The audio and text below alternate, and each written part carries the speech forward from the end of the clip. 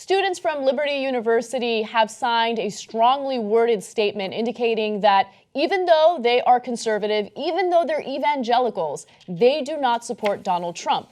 And it turns out that their school's president, Jerry Falwell Jr., is a huge supporter of Donald Trump, even after these allegations of sexual assault came out. Now, I want to read you a little bit from their statement. Again, these are conservative students who lean Republican, and they do not want to vote for Trump. In fact, they think that the president's endorsement of Trump makes the university look bad. They write, "We are Liberty students who are disappointed with President Falwell's endorsement and are tired of being associated with one of the worst presidential candidates in American history. Damn. Donald Trump does not represent our values, and we want nothing to do with him. He has made his name by maligning others and bragging about his sins. Not only is Donald Trump a bad candidate for president, he's actively promoting the very things that we as Christians ought to oppose."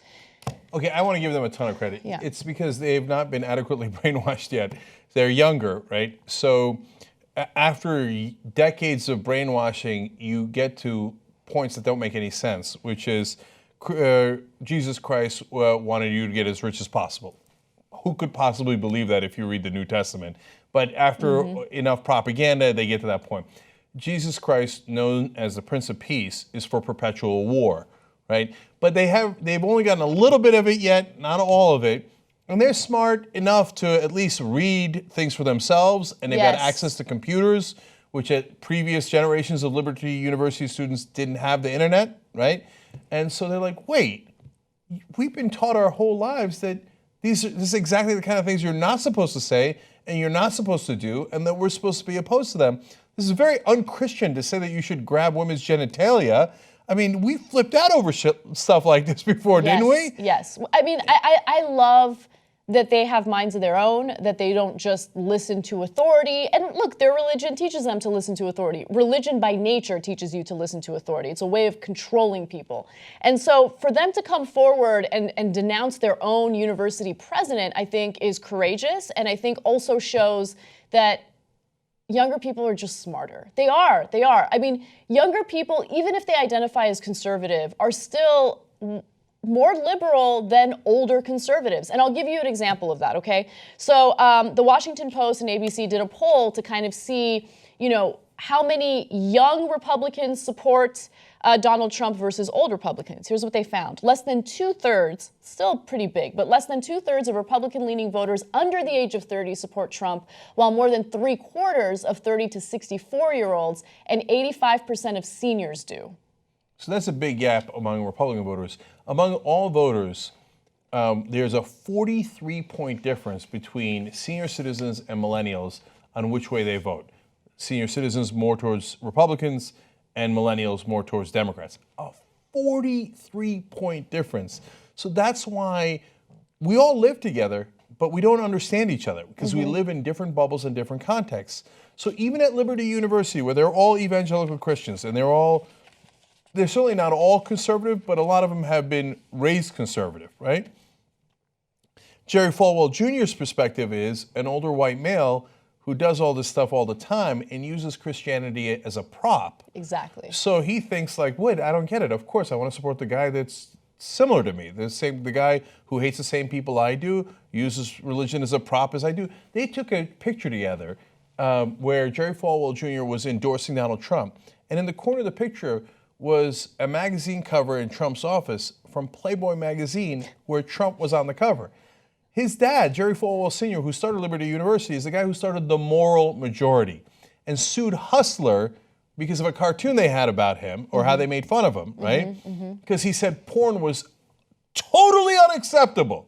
And here's his son saying, oh, I believe in the same principles, shaking hands and endorsing with a guy who was on the cover of a porn magazine. Okay, now you might think Playboy's kind of mild, but Falwell didn't think that. Falwell thought it was terrible and dangerous and against our values. Now, meanwhile, at the same time, we all live together, and then you got the younger people at Liberty University going, wait a minute, why would I want to, I'm a young conservative woman going to Liberty University, why would I want to support a creepy older man who thinks he can just grab my genitals and get away with it? Whenever he wants, yeah. Right, that doesn't help me at all. Exactly. Yeah, and by the way, just to be clear, these aren't just female students. These are male, female, young students at this university that feel like, hey, you know what, this candidate does not represent our values. And I want to give them credit because even if I disagree with them from a political standpoint or even a social standpoint, I give them credit for having principles, right? There's something very admirable about that. We don't have to agree on everything, but if you show that you're true to your principles and that you respect other people, well, then you have my respect. Absolutely. And we could disagree vehemently on principles, and we do, but I still respect you 1,000 times more than either a corrupt politician who's just doing it for the money or a craven leader like Jerry Falwell Jr., who has a total ulterior motive and is trying to mislead you. Exactly. So great job, Liberty University. And my final argument is not that the millennials are smarter, we're all human beings, but it is clear that the younger generation has access to more information. It's a fact. And if you have access to more information, you are likely to have, yes, you'll have access to ridiculous memes and falsehoods too, but you have access to all the truth in the world. Yeah, I mean, I think it makes a giant difference. it does. I think smarter isn't the right word. I think more knowledgeable is the right word. Yeah. So so this is the part where the older generation gets upset. But on average, it is more ignorant, literally. And now there's great progressives in the older generations. And I used to think that those guys were the left, and then there was the right, and there was a lot of people in the middle. I'm now beginning to realize the older progressives that I've met, like they were holding down the fort. It wasn't them versus the right and the people who were in the middle. It was them versus almost everyone else in that generation, right? And that's why the others, like the Newt Gingriches, get so mad at those older progressives. Ah, you hippies, right? And so we owe that generation, the progressives in that generation, a debt of gratitude.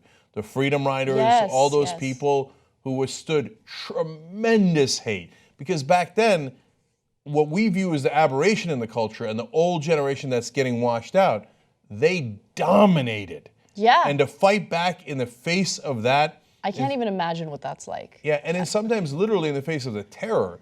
And when the Freedom Riders did it and the KKK would be waiting for them, those guys are still around. The Freedom Riders are still around, but so are the guys who were waiting for them. At the Young Turks, we believe in change. We believe we can change the media, make it more independent. Come do it with us. tytnetwork.com/join.